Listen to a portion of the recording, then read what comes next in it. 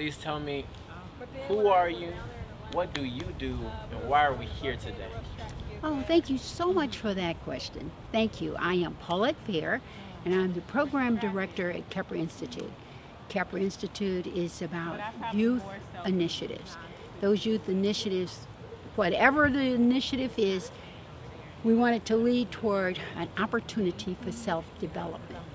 And in that idea of self-development, self-mastery, we have the platform of the social enterprise to give feedback as a young person is walking toward thinking about wanting to aspire to self-mastery, self-development.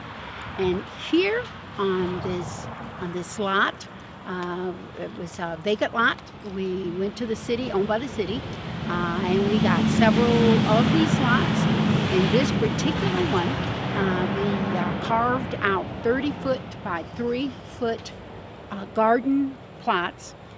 We put 24 inches of grass between each one of the 30-foot plots so that the farmers or the gardeners could work on grass instead of mud as they take care of their 30-foot garden plots. And you can put quite a bit of vegetables in a 30-foot piece of garden plot.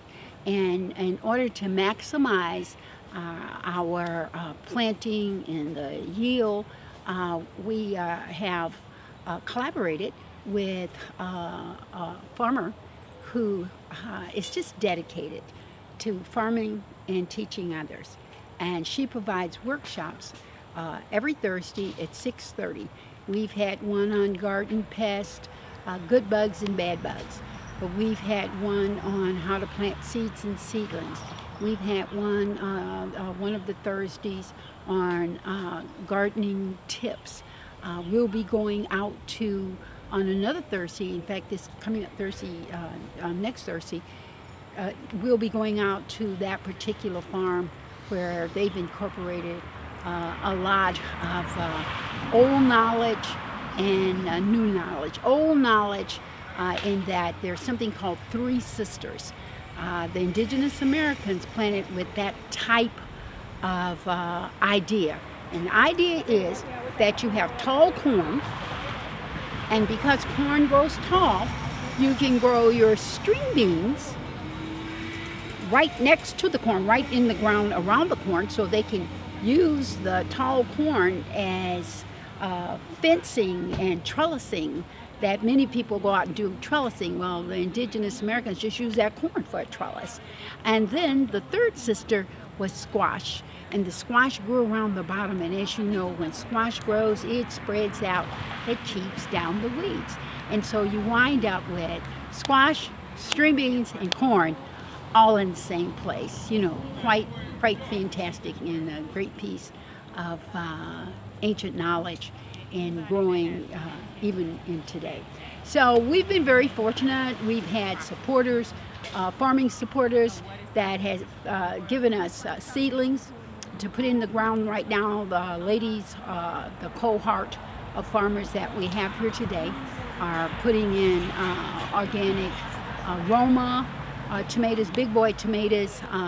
There were some cantaloupe seedlings and eggplant seedlings that we had put into the ground today. So the question of who are you and what do, you can see that I am very pleased and excited to have been able to work on with two young women who are not here today to bring this program forward. We call it Growing Good in the Hood. And the reason it's Growing Good in the Hood is that, you remember that platform of the social enterprise I spoke to? We have put together two places, two areas of social entrepreneurship for our farmers.